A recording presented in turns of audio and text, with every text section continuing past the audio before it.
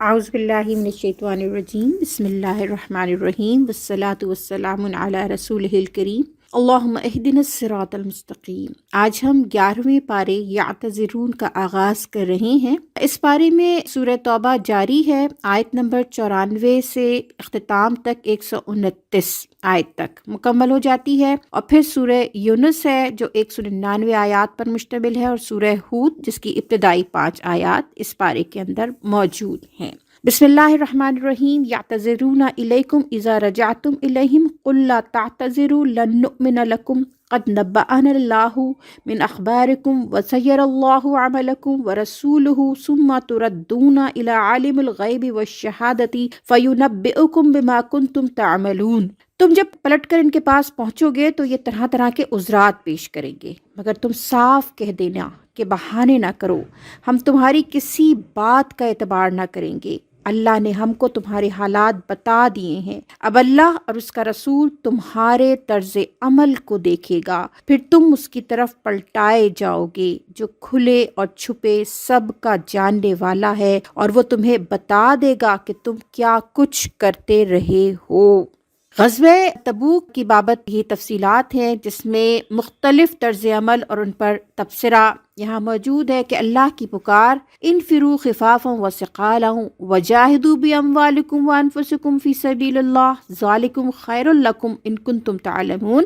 نکلو خواہ ہلکے ہو یا بوجھل، اور جہاد کرو اللہ کی راہ میں اپنے مالوں سے اور اپنی جانوں سے، یہی تمہارے لیے بہتر ہے اگر تم جانو۔ اللہ کی اس پکار پر مختلف رویوں کا سامنا تھا، اور وہ مختلف رویے کیسے تھے؟ یعنی وہ جنہوں نے پہلی پکار پر ہی جان و مال سے لبیک کہا، اللہ نے ان کو محسنین میں شامل فرمایا۔ پھر دوسرے جھوٹی معذرتیں کرنے والے، دوسروں کے قدم بھی ڈگمگانے والے، دیکھو اور انتظار کرو کی پالیسی اختیار کرنے والے، صادق الایمان لوگوں کا مذاق اڑانے والے، اللہ کی پکار کو درست سمجھنے کے باوجود سستی دکھانے والے، شرعی معذوری کے باعث جو شرکت جہاد نہ کر سکے، اپنی اس محرومی پر انتہائی دکھ محسوس کرنے والے، جبکہ ان کے دل، ان کے جذبات، ان کی دعائیں مجاہدین کے ساتھ تھیں۔ اللہ تعالیٰ ہر رویے کو دیکھتا اور پرکھتا ہے۔ جب نبی اکرم صلی اللہ علیہ وسلم غزوے سے بامراد واپس پلٹتے ہیں، یہ تیسرا مرحلہ ہے۔ یہاں بھی ان سب کے رویوں کا ذکر اللہ کرتا ہے۔ اہم ترین بات ہم سب کے لیے یہ ہے کہ اللہ کے ہاں زبانی دعووں اور باتوں کے بجائے طرز عمل کی اہمیت ہے۔ جنہوں نے جھوٹی معذرتیں رکھی یا جنہوں نے صدق دل سے اپنی سستی اور کاہلی بیان کر دی، سب سے اللہ نے فرمایا کہ اب اللہ اور اس کا رسول تمہارے طرز عمل کو دیکھیں گے۔ ان آیات کی روشنی میں ہم اپنے آپ کو اس کرائٹیریا پر ضرور جج کریں کہ اللہ کا جو بھی حکم ہمارے سامنے آتا ہے، ہمارا طرز عمل اور رویہ کیا ہوتا ہے۔ آیت نمبر 100 میں سابقون الاولون کا تذکرہ ہے۔ مخلص اہل ایمان، وہ صحابہ اکرام جو اللہ اور رسول اللہ صلی اللہ علیہ وسلم کی ہر پکار پر سب سے بڑھ کر پہلے لبیک کہتے تھے۔ خوش نصیب ہیں جنہیں دربار الہی سے یہ بشارت دی گئی کہ یہی وہ لوگ ہیں جن سے اللہ راضی ہو گیا اور وہ اللہ سے راضی ہو گئے۔ ان سے ہمیشہ کی نعمتوں بھری جنتوں کا وعدہ اللہ کرتا ہے۔ یہی افراد ہمیشہ معاشرے کی اصل کریم ہوتے ہیں، جو تاریخ مرتب کرتے ہیں، جو انقلاب لاتے ہیں۔ جب سارا ماحول اور معاشرہ اور ٹرینڈ کسی دوسری سمت میں بہہ رہا ہوتا ہے اور صرف یہی صحیح راستہ اختیار کرتے ہیں، اس کے لیے قربانیاں دیتے ہیں، اس کے لیے یہ ٹرینڈ سیٹرز ہوتے ہیں۔ At the moment, we deadly want a change in the society, change in the system, change in the whole world. مگر کیا ہم خود اس کے لیے ٹرینڈ سیٹر بننے کو تیار ہیں؟ اس کے بعد مزید ضرار کا ذکر ہے جو منافقین نے دراصل اپنے مذموم مقاصد کے لیے کمینگاہ کے طور پر بنائی تھی، اور وہ چاہتے تھے کہ نبی کریم صلی اللہ علیہ وسلم ایک مرتبہ اس میں نماز پڑھ لیں تاکہ انہیں ایک سند مل جائے کہ یہ بھی مسجد ہے جس میں نماز پڑھی جائے گی۔ لیکن اللہ تعالیٰ نے آپ صلی اللہ علیہ وسلم کو اس مسجد میں نماز پڑھنے سے روک دیا، اور یہاں ایک مثال دی کہ بظاہر تو یہ ایک مسجد ہے لیکن اس کی بنیاد اور نیت درست نہیں، لہٰذا ایسے اعمال جن کی بنیاد میں اخلاص نہ ہو، ان کی مثال کسی دریا کے اس کنارے پر بنی عمارت کی طرح ہے جو نیچے سے کھوکھلی ہو اور ذرا پانی آئے تو اسے بہا لے جائے۔ اللہ تعالیٰ جو بات ہمیں سمجھانا چاہتے ہیں وہ یہ کہ بظاہر بڑے نیک نظر آنے والے اعمال اللہ کے نزدیک کوئی حیثیت نہیں رکھتے، ضائع کر دیے جاتے ہیں اگر ان کی بنیاد میں ان کی نیت درست نہ ہو۔ اللہ نے اہل ایمان اور اللہ کے درمیان ایک بہت پیارے سودے کا، ایک معاہدے کا ذکر کیا ہے کہ اللہ نے مومنوں سے ان کے جان اور مال کے بدلے جنت کا سودا کیا ہے۔ جب ہم نے کہا ایاک نعبد و ایاک نستعین، اس کا مطلب ہے ہم نے یہ سکسیسفل ڈیل اللہ سے کر لی۔ پھر جب اس مختصر سے زندگی میں ہم اپنی ساری انرجیز، اپنی ایبلٹیز، اپنا ٹائم، اپنے مٹیریل اسیٹس، یہ سب اللہ کی رضا کے لیے لگاتے ہیں تو اللہ کی طرف سے ہمیں اینڈ لیس لائف کے لیے ریوارڈ ملتا ہے، ہمیشہ کی جنت، اس کی ہمیشہ کی نعمتیں، ہے نا یہ نفع کا سودا۔ آیت نمبر 116-117 میں ان 3 مخلص صحابہ رضوان اللہ علیہم اجمعین کا ذکر ہے جو محض سستی کی وجہ سے پیچھے رہ گئے تھے۔ انہوں نے نبی کریم صلی اللہ علیہ وسلم کے سامنے آ کے اپنی غلطی کا اعتراف کر لیا تھا، لیکن ان کا معاملہ التوا میں ڈال دیا گیا تھا۔ یہ حضرات کعب بن مالک، ہلال بن امیہ اور مرارہ بن ربی رضوان اللہ علیہم اجمعین جلیل القدر صحابہ تھے، لیکن غزوہ تبوک میں پیچھے رہ گئے تھے۔ پھر 40 روز تک ان کا معاملہ ملتوی رکھا گیا اور اہل مدینہ کو ان کا بائیکاٹ کرنے کا حکم دیا گیا۔ ساری سوسائٹی نے نبی کریم صلی اللہ علیہ وسلم کی جو اطاعت کی کہ اس کی مثال نہیں ملتی، یعنی ایسا ڈسپلن کسی سوسائٹی میں ہمیں نظر نہیں آتا جو اس دور میں نبی کریم صلی اللہ علیہ وسلم نے مدینے میں جو نظام قائم کیا اس کے اندر جو ڈسپلن تھا، اور یہی ڈسپلن اس سوسائٹی اور اس سسٹم کی کامیابی کی ضمانت تھا۔ ان تینوں مخلص صحابہ نے، یعنی ان کو ادھر ادھر سے بھی ورغلایا گیا لیکن وہ کہیں نہیں گئے اور وہ بس اللہ تعالیٰ سے ہی اپنی معافی کے خواستگار رہے، اور جب اللہ نے ان کی معافی کا اعلان کیا تو مدینے میں جشن کا سما ہو گیا۔ یہ مسلم معاشرے کی حقیقی تصویر ہے کہ جن کو سزا دی گئی ان کی محبت میں کمی نہیں آئی، اور معاشرے نے بھی جس طرح حکم کی اطاعت کی تو اللہ بھی ان سے راضی ہو گیا، اور قیامت تک کے لیے اس واقعے کو قرآن پاک میں ثبت کر دیا گیا۔ اس واقعے کے اندر ہمیں بہت سا سبق ملتا ہے۔ ایک یہ کہ محبت اور دوستی کا تعلق صرف اہل ایمان کے ساتھ ہی ہونا چاہیے، اور یہ کہ ہر حال میں اللہ اور اس کے رسول کی پکار پر لبیک کہنا چاہیے۔ اور ایک بہت اہم سبق جو ہمیں ملتا ہے وہ یہ کہ اہل ایمان سے غلطی ہو سکتی ہے، مگر اس کے بعد توبہ اور رجوع اللہ کا دروازہ اللہ کی جانب سے کھلا ہوا ہے۔ اس سے پہلے آیت 111 میں اللہ تعالیٰ فرماتا ہے کہ اللہ سے جنت کا سودا کرنے والے کیسے ہوتے ہیں۔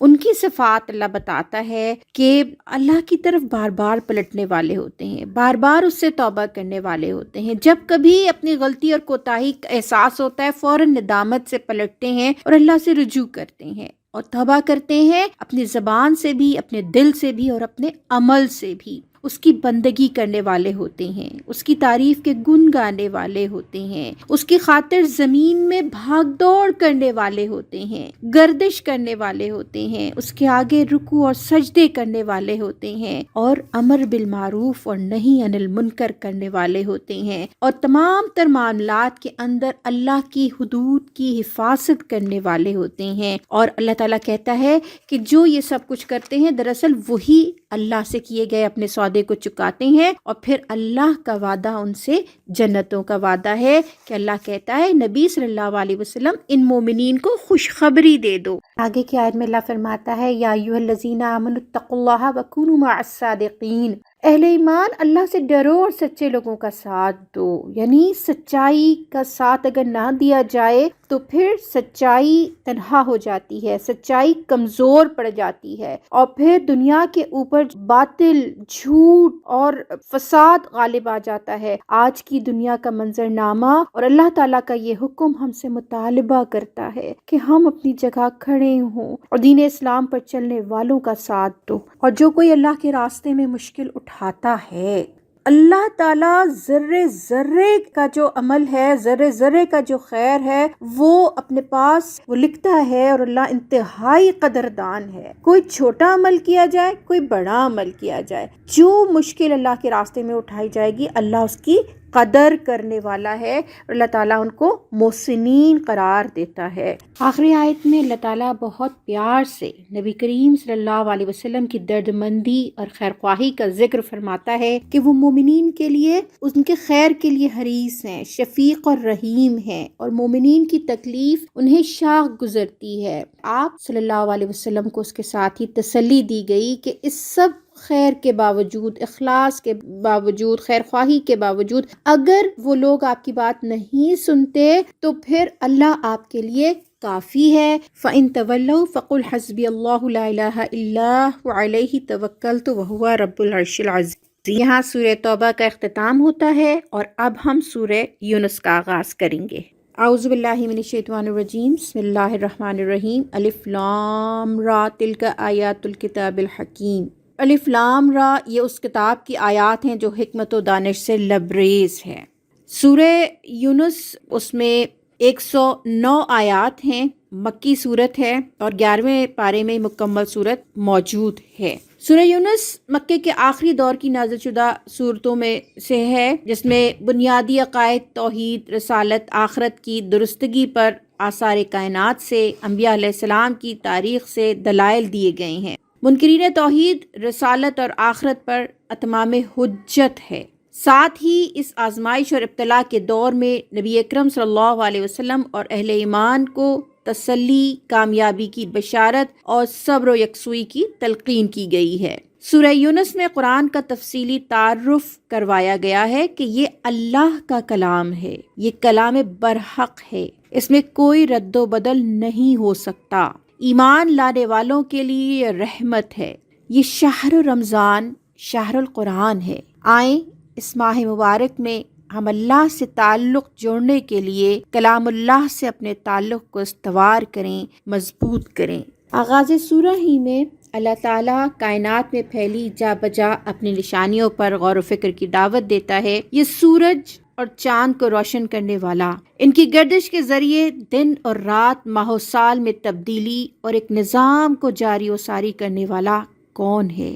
وہی اللہ تمہارا رب ہے، لہٰذا اسی کی عبادت کرو اور اسی کی اطاعت کرو۔ اللہ فرماتا ہے کہ ہر ایک کو ایک مہلت عمل دی جاتی ہے، اور یہ اللہ کی بے پایاں رحمت کی نشانی ہے کہ ایسا نہیں ہوتا کہ انسان غلطی کرے یا اقوام غلطی کریں یا گناہ کریں اور بس اللہ ان کو فوراً پکڑ لے اور انہیں سزا دے، بلکہ اللہ مہلت دیتا ہے، راہ راست دکھاتا ہے، سمجھاتا ہے، توبہ کا دروازہ کھلا رکھتا ہے کہ بندہ شاید پلٹ آئے، قوم شاید سدھر جائے، مگر جب اصلاح کی کوئی رمق، کوئی جستجو ہی باقی نہ رہے تو پھر اللہ سرکشی میں بھٹکنے کے لیے چھوڑ دیتا ہے، جو اس کے لیے باعث عذاب ہوتی ہے۔ اور جب مہلت عمل پوری ہو جاتی ہے تو اللہ کی پکڑ آ جاتی ہے، اور پھر جب اللہ کی پکڑ آ جائے تو پھر کوئی قوم روئے زمین بھر کر بھی اگر فدیہ دے کر، صدقہ دے کر اپنے آپ کو چھڑانا چاہے تو وہ نہیں بچ سکتی۔ یہ قوموں کے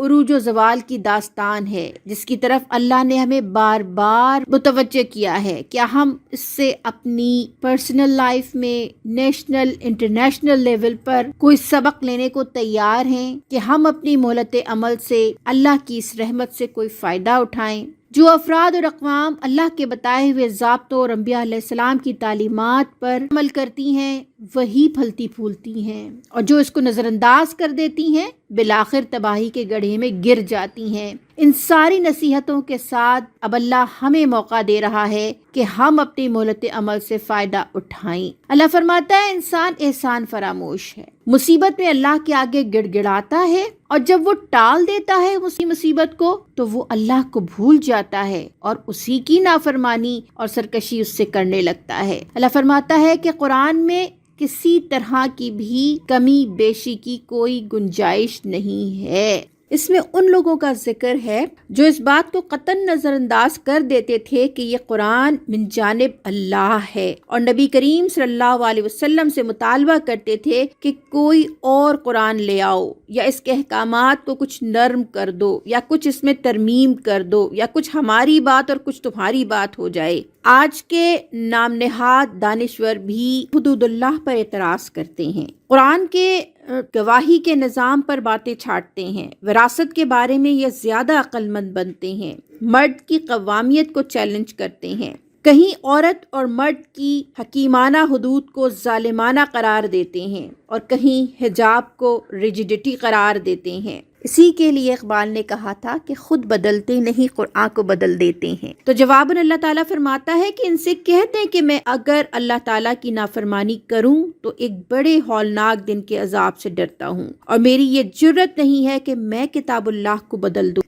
خشکی اور طری کے سفر کا ذکر کیا گیا ہے۔ یہ سفر انسان کے علم، اس کے مشاہدے اور اس کے تجربے میں اضافہ کرتے ہیں، اس کی فکر اور سوچ کو حقیقت کی طرف متوجہ کرنے کا ذریعہ بنتے ہیں۔ اگلی آیات میں اللہ تعالیٰ مشرکین کے باطل معبودوں کا ذکر کر کے ایک مثال دیتا ہے کہ تم جب سمندر میں ہوتے ہو اور کشتیاں ہچکولے کھانے لگتی ہیں تو اس وقت صرف اللہ ہی کو خالص کر کے پکارتے ہو، اس وقت سارے معبود تمہیں بھول جاتے ہیں۔ سورہ انعام آیت 41 میں بھی اسی طرف اشارہ ہے کہ بڑے بڑے مشرک ایسے موقع پر اپنے معبودوں کو بھول کر خدائے واحد کو پکارنے لگتے ہیں، کیونکہ یہ اس بات کی دلیل ہے کہ سچے رب اور توحید کی شہادت ہر انسان کے نفس میں موجود ہے، جس پر غفلت و جہالت کے خواہ کتنے ہی پردے ڈال دیے گئے ہوں، مگر پھر بھی کبھی نہ کبھی وہ ابھر کر سامنے آ جاتی ہے۔ ابو جہل کے بیٹے حضرت اکرمہ رضی اللہ تعالیٰ عنہ کو اسی نشانی کے مشاہدے سے ایمان کی توفیق نصیب ہوئی۔ وہ فتح مکہ کے بعد مکہ چھوڑ کر بھاگ نکلے تھے، لیکن جب بھاگنے کے لیے کشتی میں سوار ہوئے اور کشتی ہچکولے کھانے لگی تو لوگوں نے کہا کہ صرف اللہ کو پکارو۔ انہوں نے کہا کہ اگر یہاں اللہ ہی مدد کر سکتا ہے تو پھر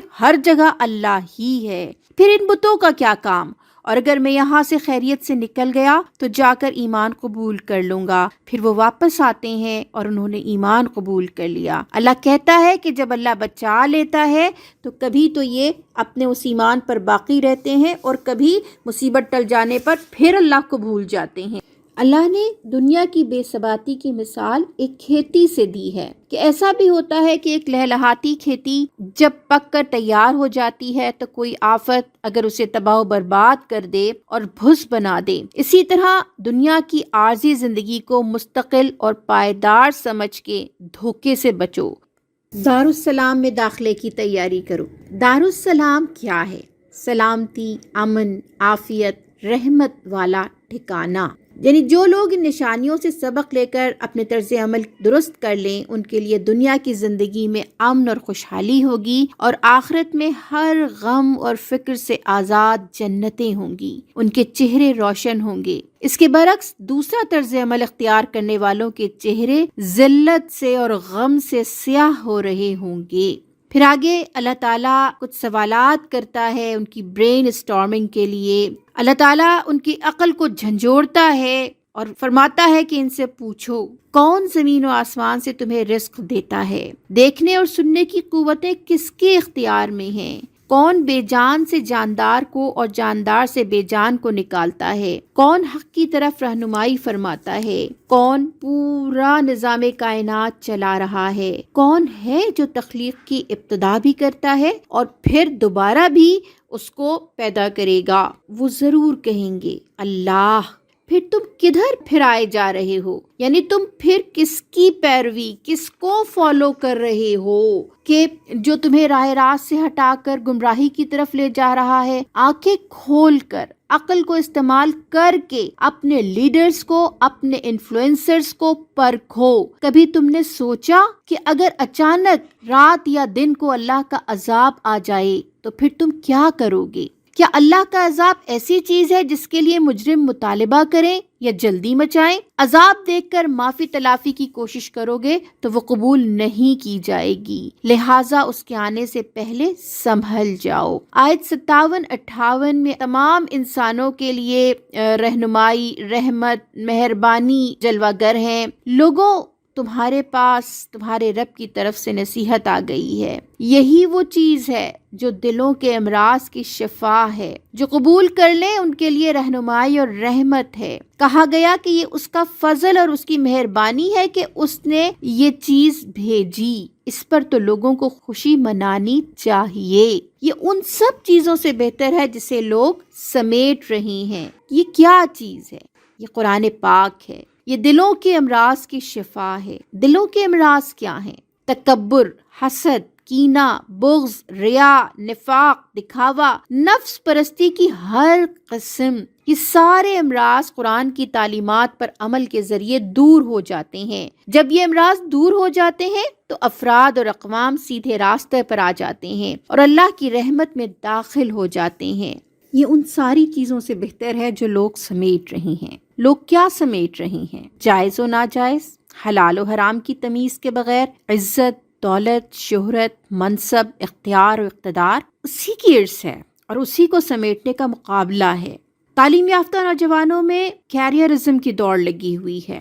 ہم خود اپنا جائزہ لیں، اپنی وارڈروبس پر نظر ڈالیں، اپنے شوز، بیگز، جیولری کا کلیکشن دیکھیں، اپنی کلوزٹس کو دیکھیں، اپنے آراستہ گھروں کو اور کچنز کو دیکھیں، اپنے لوڈڈ فریج اور ڈیپ فریزرز کو دیکھیں، لذتوں سے معمور اپنی ڈائننگ ٹیبل کو دیکھیں، پھر سوچیں ہمارا سارا وقت، ساری صلاحیت، سارا سرمایہ کن چیزوں کی نظر ہو رہا ہے۔ دل ویران ہے، معاشرہ پریشان ہے اور قرآن منتظر ہے کہ آؤ۔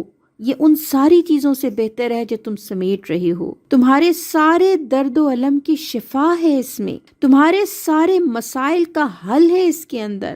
کیا ہمارے پاس کچھ وقت ہے اپنے پرائم ٹائم میں سے کہ ہم اسے پڑھیں، سنیں، سمجھیں تاکہ عمل کی جانب بڑھ سکیں، تاکہ کوئی ورتھ وائز اچیومنٹ حاصل کر سکیں؟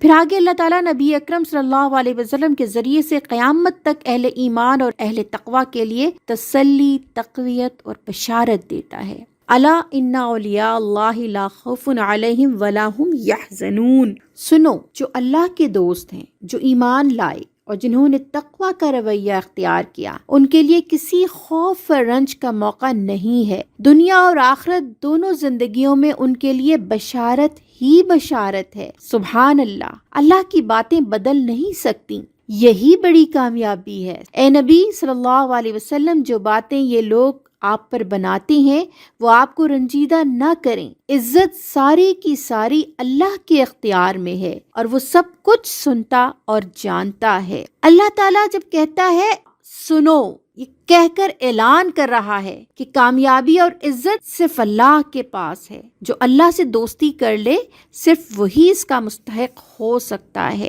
ہمیں آج ہی اپنی دوستیوں پر نظر ثانی کرنا چاہیے۔ پھر آگے آیت 71 میں اللہ تعالیٰ انبیاء علیہ الصلاۃ والسلام اور ان کی اقوام کی تاریخ سے تذکیر اور دلائل دیتا ہے اور یہ اختتامی سورت تک جاری رہتے ہیں۔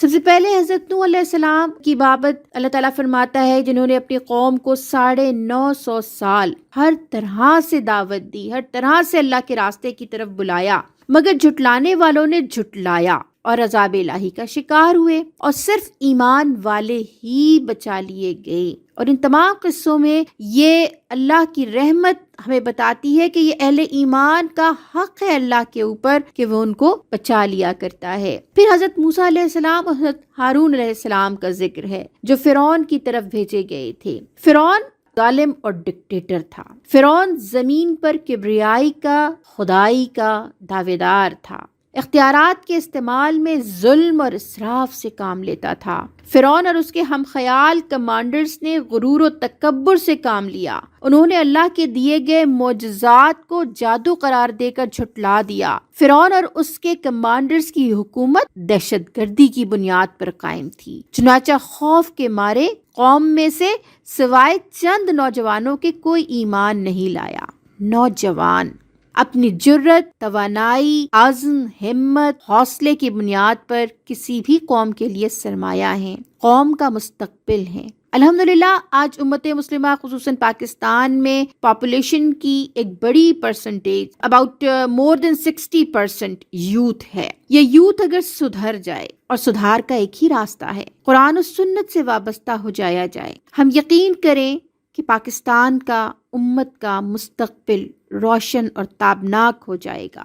میری اپنے بچوں سے، اپنی یوتھ سے، اپنے نوجوانوں سے درخواست ہے کہ اب آپ کو اس دنیا کو سنبھالنا ہے، آپ ہماری امید ہیں۔ اپنے آپ کو قرآن و سنت سے وابستہ کر لیں، قرآن و سنت کے سانچے میں ڈھال دیں، منزل آسان ہو جائے گی۔ آگے کی آیات میں موسیٰ علیہ السلام نے اس آزمائش کے وقت میں قوم کو ایمان اور اللہ پر بھروسہ رکھنے کی نصیحت کی۔ جو لوگ ایمان لائے تھے انہوں نے اللہ سے دعا کی، ہمارے رب ظالموں کے لیے ہمیں فتنہ نہ بنانا اور اپنی رحمت سے کافروں سے نجات دینا۔ کافروں کے لیے اہل ایمان کا فتنہ بننے کی بہت سی صورت ہو سکتی ہیں، مثلا یہ کہ کافر ان پر غالب آ جائیں اور اپنے غلبے کو حق پر ہونے کی دلیل دیں، یا یہ کہ ان کا ظلم و ستم حد برداشت سے بڑھ جائے اور وہ کفار سے دب کر اپنے دین اور اخلاق کا سودا کرنے پر مجبور کر دیے جائیں۔ آج ان ساری صورتوں کو دیکھیں اور اہل غزہ اور اہل فلسطین کی آزمائشوں کو دیکھیں، بے اختیار زبان پر یہ دعا جاری ہو جاتی ہے، ربنا لا تجعلنا فتنة للقوم الظالمین ونجنا برحمتک من القوم الکافرین۔ آگ ہے، نمرود ہے، اولاد ابراہیم ہے، شاید کسی کو پھر کسی کا امتحان مقصود ہے۔ اللہ اس امتحان میں اہل فلسطین کو سرخروئی عطا فرمائے، ان کے لیے آسانیاں عطا فرمائے۔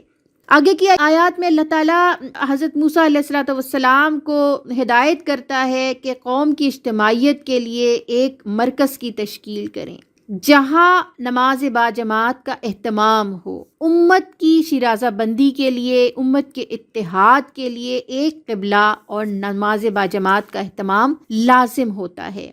حضرت موسیٰ علیہ السلام اور قوم بنی اسرائیل کو اللہ سمندر سے بخیریت گزار لے گیا۔